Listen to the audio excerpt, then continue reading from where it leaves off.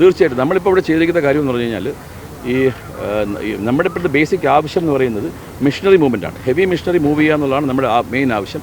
അതിന് രണ്ടാമത്തത് ഈ ഭക്ഷണമായിട്ട് വരുന്ന സപ്ലൈസ്. ഈ 2 സപ്ലൈസ് ഇതാണ് നമ്മുടെ ആകെ ഇവിടെ പെർമിറ്റഡ് മൂവ്മെൻറ്റ്സ്. അപ്പോൾ അതാണിപ്പോൾ നമ്മൾ പല സ്ഥലത്തും ചെക്ക് പോസ്റ്റ് വെച്ചിട്ട് റെസ്ട്രിക്റ്റ് ചെയ്ത് വിടുന്നത്. പിന്നെ മൂന്നാമത്തെ ഒരു ഇഷ്യൂ VVIPs ആണ്. അവരെയും നമ്മളിപ്പം കഴിയുന്നത്ര റെസ്ട്രിക്റ്റ് ചെയ്തിട്ടുണ്ട്. എല്ലാവരും ഇങ്ങോട്ട് വരുന്ന സമയത്ത് ഒരു കട്ട് ഓഫ് പോയിൻ്റ് ഉണ്ട്. ആ കട്ട് ഓഫ് പോയിൻ്റ് വരുന്നുള്ളൂ. വരുന്ന VIP-മാരോടും കുറച്ച് കൊണ്ടുവരാൻ പറയുന്നുണ്ട്. അപ്പോൾ അവർ ലിമിറ്റ് ചെയ്ത് കൊണ്ടുവന്നാണ് ഇവിടെ കൊണ്ടുവരുന്നത്. ഇനി അഥവാ ഏതെങ്കിലും VIP മൂവ്മെൻറ്റ്സിന് മുകളിലോട്ട് പോകണമെന്നുണ്ടെങ്കിൽ അവരെ പോകാനായിട്ട് ഞങ്ങൾ പോലീസിൻ്റെ ഒരു മുകളിൽ കയറാൻ പറ്റുന്ന സ്പെഷ്യൽ വെഹിക്കിൾ അറേഞ്ച് ചെയ്തിട്ടുണ്ട്. എന്തായാലും കൃത്യമായ ആസൂത്രണത്തോടെ കൃത്യമായ ഒരു പദ്ധതി തയ്യാറാക്കിയാണ് ഇപ്പോൾ തെരച്ചിൽ ദൗത്യം പുരോഗമിക്കുന്നത്.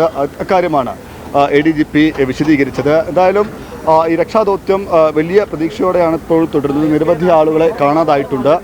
കാണാതായവരെ കണ്ടെത്താനുള്ള നടപടികൾ കൂടി പോലീസിൻ്റെ ഭാഗത്തുനിന്നുള്ള സഹായം കൂടി പോലീസിൻ്റെ ഭാഗത്തുനിന്നുണ്ടാകും. ഒപ്പം തന്നെ കണ്ടെത്തിയ മൃതദേഹങ്ങൾ, തിരിച്ചറിയാനാവാത്ത വിധമുള്ള മൃതദേഹങ്ങളുണ്ട്, അത് പരിശോധിക്കുന്നതിനും തിരിച്ചറിയുന്നതിനുമായുള്ള നടപടികൾ കൂടി പോലീസിൻ്റെ ഭാഗത്തുനിന്നുണ്ടാകും. ഏറ്റവും പ്രധാനമായും എടുത്തു പറയേണ്ടത് വാഹന ഗതാഗത നിയന്ത്രണം ഈ ദുരന്ത മേഖലയിലേക്ക് ഏർപ്പെടുത്തിയിട്ടുണ്ട്. അനാവശ്യമായി വരുന്ന വാഹനങ്ങൾ കടത്തിവിടുന്നുമില്ല. ആവശ്യമുള്ള വാഹനങ്ങൾ മാത്രമാണ് കടത്തിവിടുന്നത്.